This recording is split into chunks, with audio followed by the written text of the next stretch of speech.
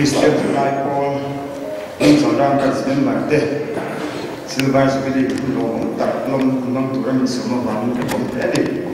for to reach on one to see a hand to run Sagna Bega Van Long Eboga. It was a more that he is here is so crystal in Bonabona. It was too late, it's a good journey to run, do Sagna. That's a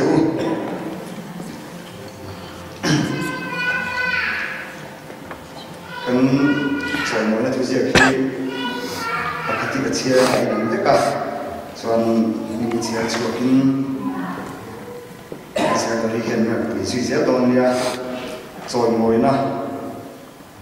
musi ban nam ho ma thien le ko shun ta na ri bo na i rong bo na ni kan ngai hui kan chre ga Christian July Paul New Zealand Silver Civil Pauline certificate kan han che thì khác in riêng mình đâu rồi thì cho nên là cũng có vẻ sẽ chụp ảnh cũng ra sổ và nó không muốn bây giờ đi ra ấy và nó đi bây giờ sẽ là Christian July Paul New Zealand Grants sang sổ và nó đi á thì cần thận trọng cho đi á nhưng mà hiện trong câu chuyện cùng tê ta làm có cái gì ấy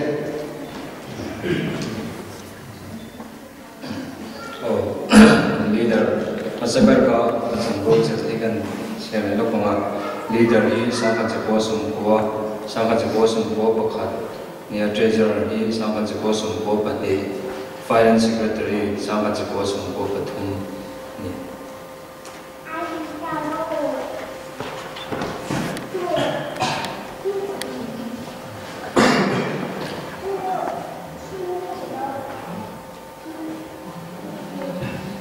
Kulang biak thaba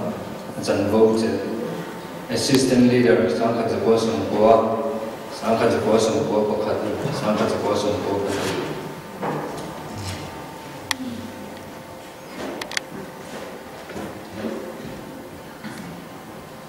ku seti balan mo ka jan vo che te assistant leader sangkha ja posong ko pali secretary sangkha ja posong ko Sangka Jabosong ko pakhat, Sangka Jabosong ko pati, Assistant Secretary Sangka Jabosong ko patung.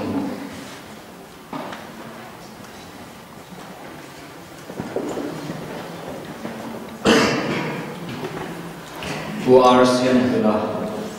Janbo Jete, Secretary Sangka Jabosong ko patung, Assistant Secretary Sangka Jabosong ko, Sangka Jabosong ko pati. Relax something more.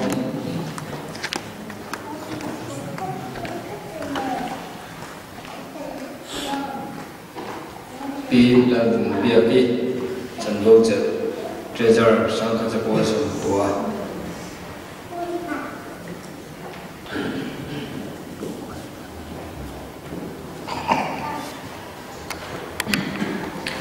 Upahan Tantonga Janbo Jet Treasurer Sangka Jabosong ko patung, Finance Secretary Sangka Jabosong Tua, Sangka Jabosong ko pakhat, Sangka Jabosong ko pati.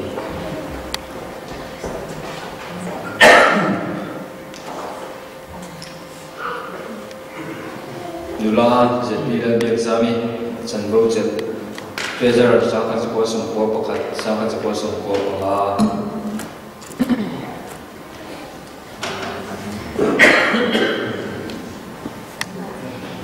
Lupa yang thaba Janbo Jete leader Sangka Jabosong ko patung Sangka Jabosong ko paru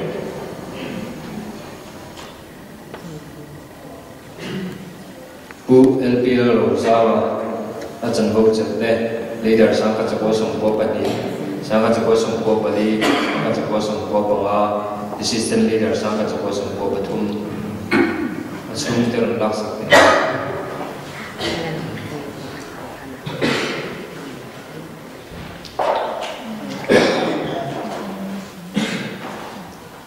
LPL Kofuna Janbo Jete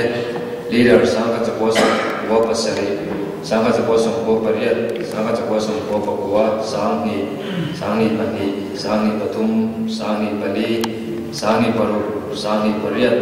Sangni Song Patum Sangni Song Pali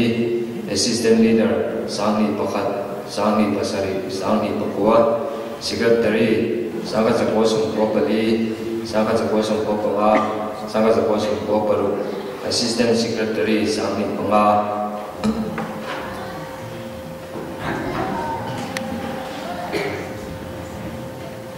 Pupi Silamin Siama, Sanvojet, assistant secretary Sangha Jakosum Popali, Kuanga.